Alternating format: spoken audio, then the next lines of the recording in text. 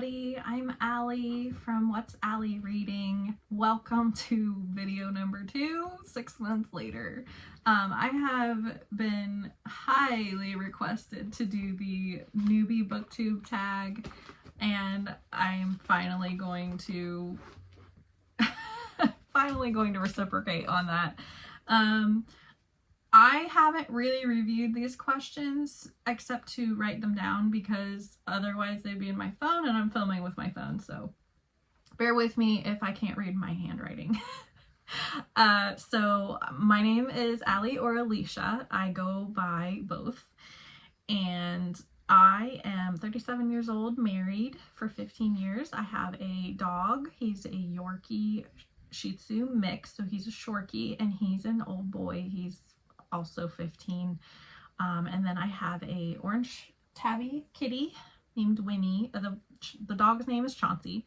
And she just showed up at my doorstep on the 4th of July 2 or 3 years ago now. I can't remember what year it was that she showed up, but that was kind of a miracle. She's kind of a miracle kitty because for about a year I kept praying. I was like, I know it's silly, God, but I really want an orange kitty. And I want her to be cuddly, and or it. I didn't care if it was a girl or boy. And look what came to my door, a stray cat that was starving. And I just happened to have been up too. It was like 10:30 at night, and our giant fireworks show, you know how like your state would have like a giant one for Independence Day, was going crazy, and maybe that's why she came. But I just heard this like screaming cat, and I was like, what in the world? And I opened the door, it's dark out, and I was like, is there a kitty out here? And I hear meow. So I lured her in with deli turkey and cheese, and then I felt bad because I was like, well, what if she is somebody's barn cat? Because I live in the country and we do have a lot of mousers. But I don't remember seeing her around. So I said, okay, God, I'll put a fleece out because I feel kind of silly about this. But I left her out at night, and I said, if she's still here in the morning, that's my cat. Sure enough, I opened the door and I was like, oh, she's gone. And then I'm like, kitty, is there a kitty? She comes out of the front bushes and she like comes right up to me, purring and meowing, and I'm like, okay, you're coming inside.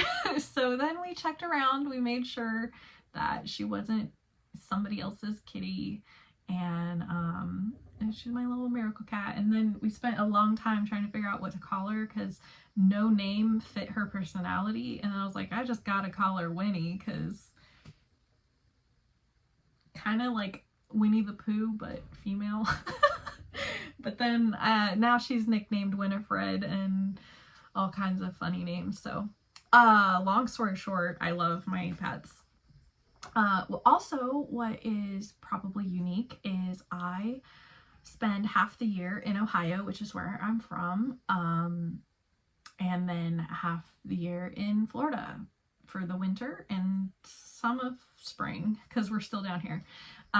My husband does auto body, so he has a way of being able to work in either state. He has a shop in Ohio and a shop down here, and we basically just tell the customers that, you know, we'll be in this state at this time and we can take your car in, and we'll get it done and all that. And then if we're in Ohio, same thing. So they're all very nice people, and he does something that I think most car places won't do anymore. He loves to work on the antique cars. So the classic ones that you would see in car shows or cruise-ins, those are show cars. That's like what he does. So that explains how we can do this. But I know it's crazy, and we get a lot of flack for it, for running away from the cold Ohio winters, which this year, oh my goodness, I'm so sorry, you guys. It was a hard winter. I mean, it hit us in Florida. I was like, this is too cold for me, and I already ran away from the cold. Like, what's going on? So that was a little bit about me. I have been a Christian my whole life, raised in a Christian family, a very loving home, just beautiful people, and I'm so blessed, and I know it. I was homeschooled my whole life, And again, I would not trade that, you know, as much as it could make you backwards if you're not socializing enough. My parents did a pretty good job. I had a very good friend group like my whole life, but I love not being in the school system. I'll just say that. So let's get into the tag. Question number 1, why did I start this channel? Well, I had a lot of words to say about books that my husband wouldn't want to hear. Basically, whenever I'd read a book or finish a book, I'm like, I really want to talk about this. I want to share this. And he would just sit there and go, you're talking about fake people, fake things. That's just not me. I was like, I'm sorry. He's very supportive. He will buy me books and love that I love them, but he doesn't get it. I'm like, you realize you watch movies and that's all based off of these fake books. So you're watching fake people, fake stories, you know, the fictional side. So I was like, I don't get that. That doesn't line up for me, but it's okay. I don't make him read. So that's why. And also I am loving building a community of friendships. It's just sparked. I really think it's a God thing because of the way several of you have found me. And I think it's just the sweetest thing ever. So yes, I want to get my thoughts out and have people who actually want to hear them. Okay, number 2, what fun and unique things can I bring to BookTube? I don't know. Like, my first thought is my weirdness. Like, I have a sense of humor and everything is funny. And I'm going to bring that. Like, I can be reading the most boring classic, which I love classics, but I could be reading it and I will find something to say that's funny about it. So if you want humor added into something that could be mundane, you want to be here. I think. If that annoys you and you don't like laughter, you can check out now because I will just keep going. So yeah, and then I might bring depth. I might bring a little bit of insight. Like I could possibly read a book that you're interested in and I can give you a Christian perspective. I can tell you maybe content-wise, if I DNF a book, you know, you'll know all that. But I think there's enough of us that do that anyways, so it's not like it's unique, but I will probably be doing that. Number 3, what are you most excited for here? Well, that was kind of question 1. Finding friendship and community and like minds. I think it's hard to do in our society right now. Like social media is just kind of like where people connect, and if you're not trying to be on social media all the time, like, you know, you don't want to doom scroll, I think it can be kind of difficult to find your people. So I'm kind of here for that too. Then number 4, why do you love reading? I mean, why not? I think the general answer I can give for that one is it's a way of going places that you can't in real life. So I guess you could call it an escapism, but I'm not really escaping anything. I want to wander. I want to explore and have adventures. And I feel like, especially in the Christian world of books, you get to learn things. I think one of the things that really grabbed me as a teenager when I really started reading a lot, the Christian books have a lot of life lessons, and you get to see character flaws and good characteristics in people. You kind of learn what to look for in real life. So there's real applicable things that you can take from books, and I think that's one of the things that I love about reading. You can learn stuff through other people's mistakes, even though it's fictional, especially in the Christian fiction realm.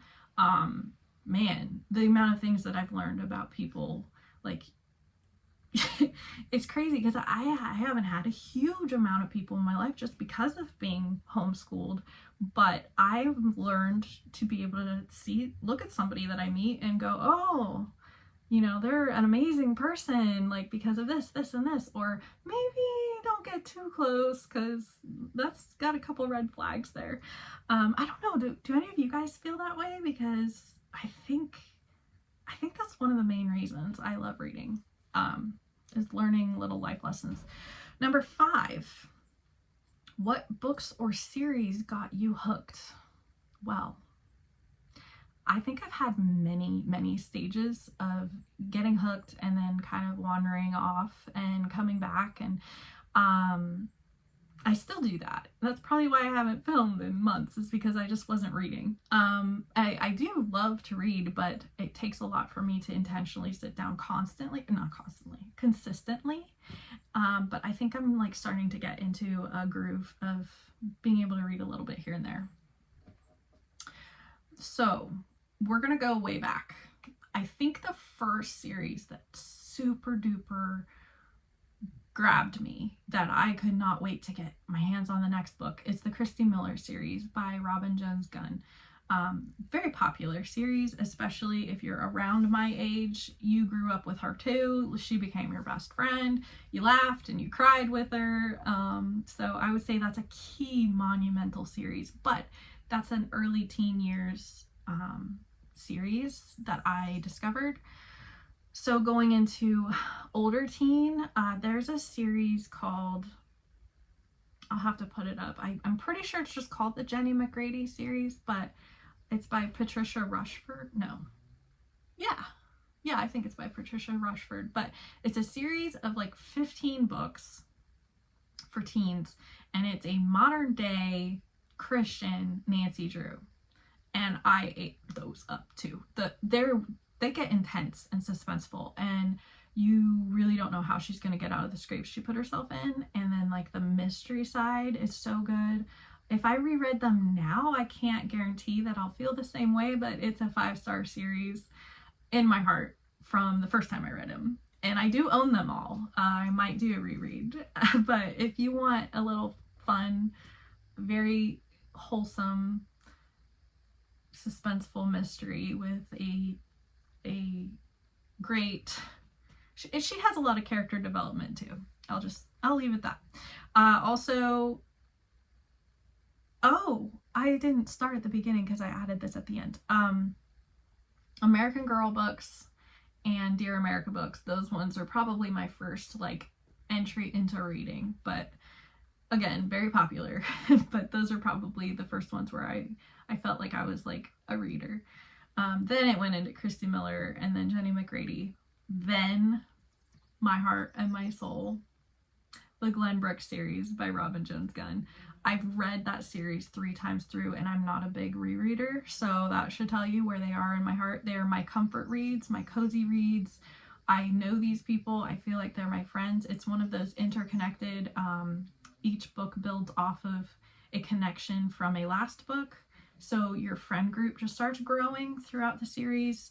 They're fun and fluffy. They're like rom-com, small town. There's some funnies. Yeah, it's so good. I think I even got my dad to read them because I loved them so much, and he liked them a lot, but he was like, man, some of these are a little too like girly fluffy for me. And I was like, I warned you. They are for girls, like girl romance. But yeah, they're very pure, but you know, some of the girls get a little bit like, oh, there's the guy I like, and you're like, oh no. But I like that cheese. So if you're here and you like cheesy rom-coms, read the Glenn Brooks series. Number 6, I'm long-winded, you guys. What questions would you ask your favorite booktubers? How